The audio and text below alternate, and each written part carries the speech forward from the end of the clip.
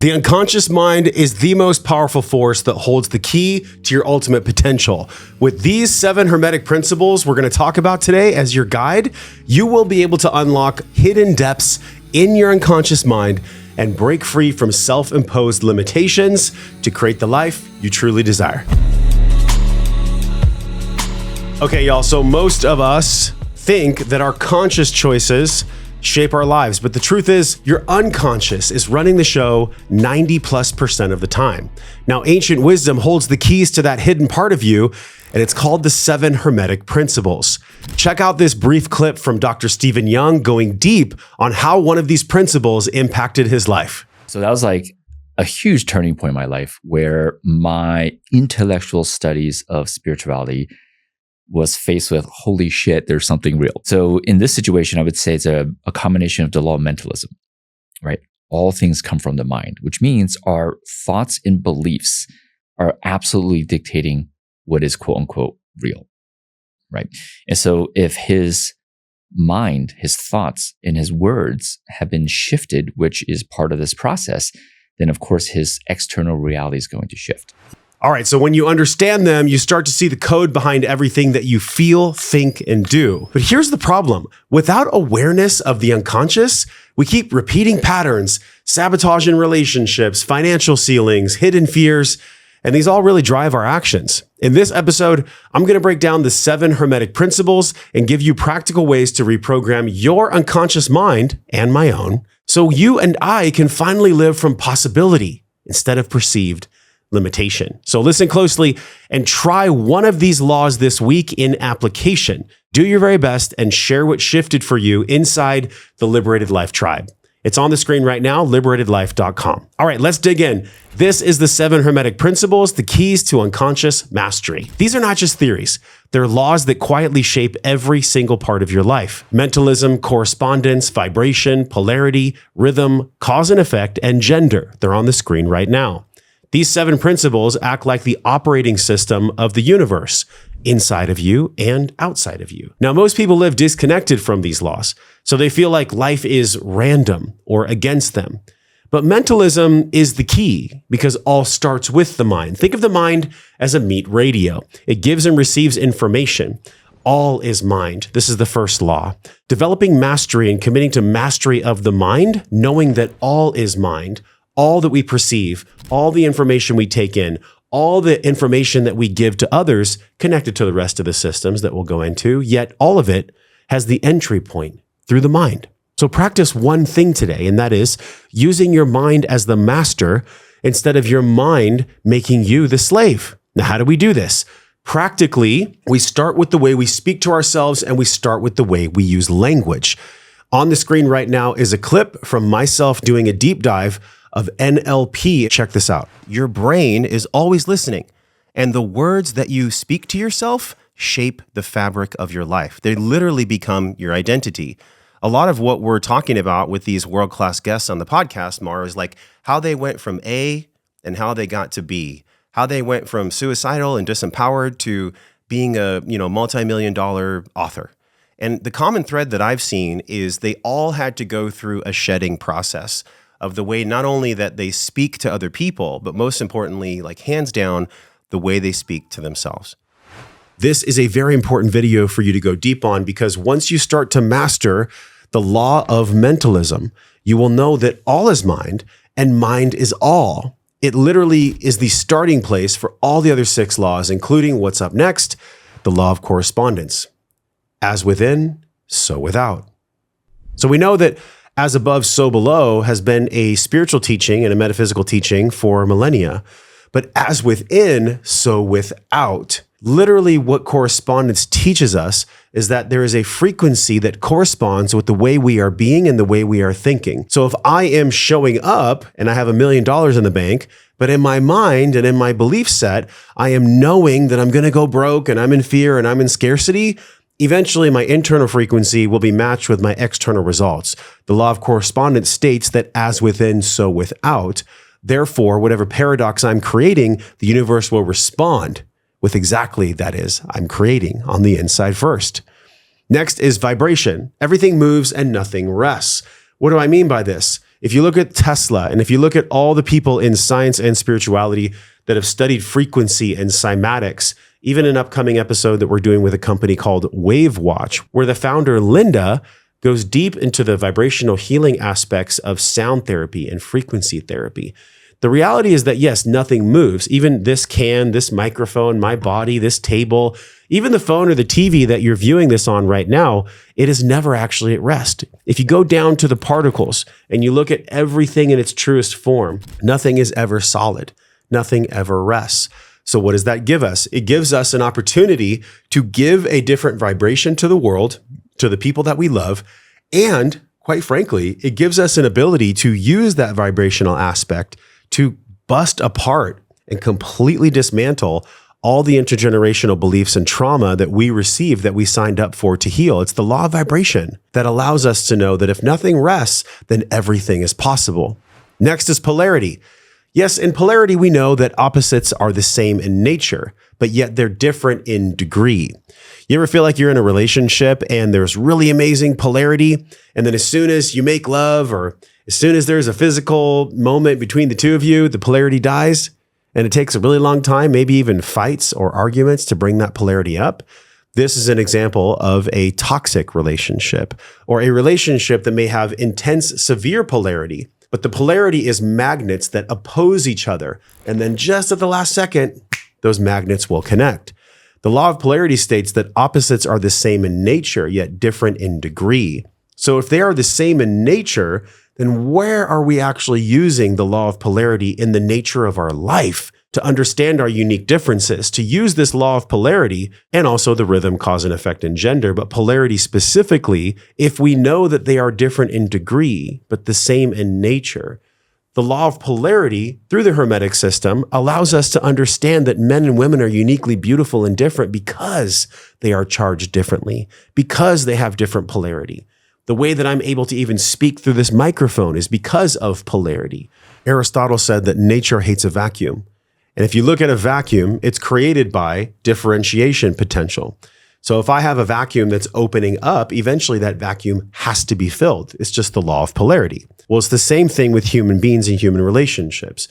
In avoidant and secure and in avoidant and anxious relationships, you see this law of polarity happen on a consistent basis, where one person will flee because they're afraid of love, and one person will try to come in and grab the other person because they're afraid of losing that love. They are, just as the law of polarity states, they are the same in nature, where they both hold the same fear, which polarizes the capsule, yet they're different in their degree or in their approach.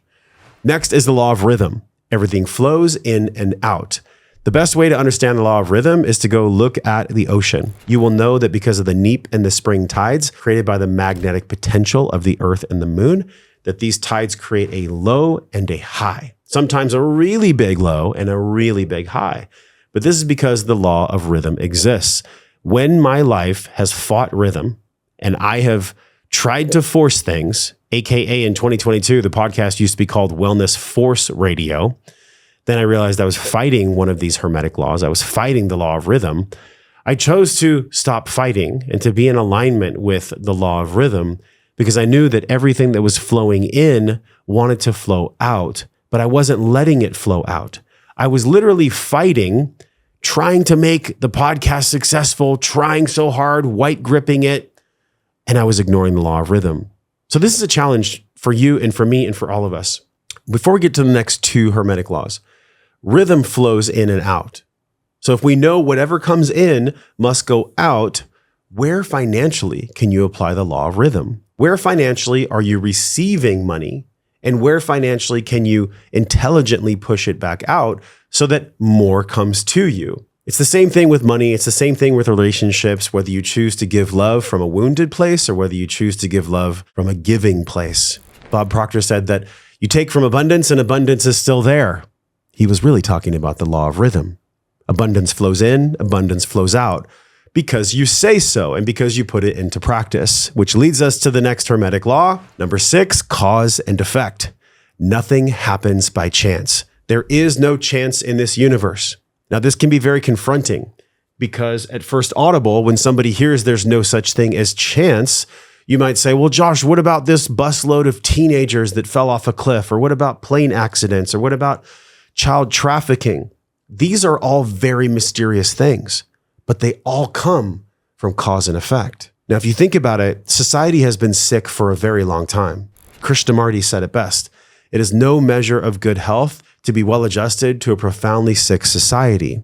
Now, what did he mean by that? He meant that the cause of our sick society is affecting on a quantum, vibrational, and just a reality level, people that did not necessarily ask for this effect. Now, if you look at the Dharmic laws, or if you want to be in the choice point where you choose your parents, you choose your reality, you choose everything, I believe there's some big truth there, but it's a yes and, because if God gave us free will, and you believe that the Creator gave free will to experience God's self with unconditional love as the lesson, through law number 6, cause and effect, that nothing happens by chance, then you must actually surrender to the fact that if you can't explain all effects, then all you have to do is be open to being at cause. This is a big point of NLP, and I really love how neurolinguistic programming, one of the core tenets inside of NLP, is actually completely in alignment with law number 6 of the Hermetic Laws, cause and effect. To be at cause in your life does not mean that it's your fault.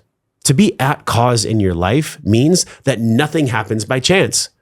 When you are at cause for your relationships, for your physical health, for your financial health, your mental health, your emotional health, for your wellness as a whole, you have an empowered choice to change things whenever you feel from a soul level that you're out of alignment.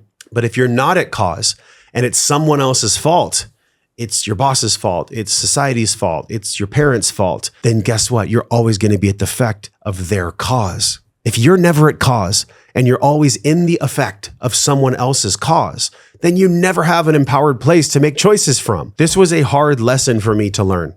This is a big one. If nothing happens by chance, and if cause and effect is palpable and real, like I believe and you believe, especially if you watched the entire episode already with Dr. Stephen Young, you'll know that whatever I am at cause for, I get to be at the effect for. And so I can literally paint whatever story in the video game that I want to paint because I'm the player and the programmer at the same time. This is really my favorite law, if I had a favorite. This cause and effect law deserves so much of a deep dive. It's on the screen right now if you're watching on Spotify or YouTube. Make sure you click over to the YouTube video and watch the entire podcast with Dr. Stephen Young. Now let's get to the last law, the 7th Hermetic Law, and that is gender. Masculine and feminine polarities exist in all things. Now, what does it really mean to be masculine? What does it really mean to be feminine? I'm going to speak in very hierarchical terms. Masculine energy is about completion. It's about structure. It's about borders. And it's about finiteness. Feminine energy is about nurturing. It's about exploration, and it's about expansion, also processing from an emotional standpoint. Now, just because gender of masculine and feminine may seem to exist in separate silos, they are actually all one and the same. Inside of me is feminine energy. Inside of me is masculine energy.